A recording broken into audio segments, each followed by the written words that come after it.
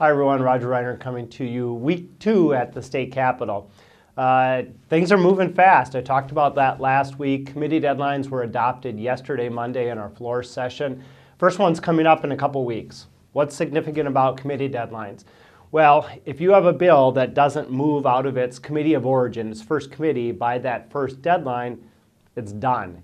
And in this case, it's done because we're at the end of the 2-year biennium. Our second deadline, which comes towards the end of the month in March, the bill must move out of the first committee in the other body, so in my case, the House. The third deadline is if it has any financial implications, it has to have moved through the Finance Committee.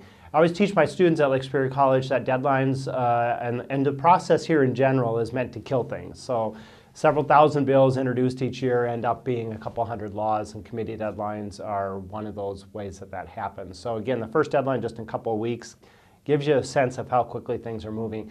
Today, Tuesday, I'll have my first uber long day. I got up this morning at 6 and hit the gym, and I will be at the Capitol probably until 10 o'clock tonight or so with a joint transportation hearing. So that also typically takes a couple months to get to one of those 12 or 14-hour days, but here we are week 2 and we're having those already. So again, a sense of how quickly things are moving.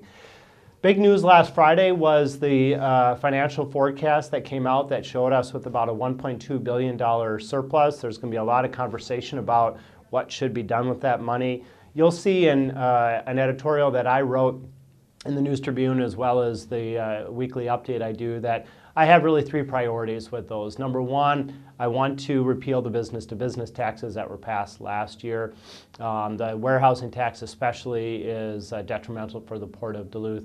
Number 2, I want to make sure that we have a healthy savings account. We will have another recession. We don't know when, but we will, and we ought to be financially prepared for that.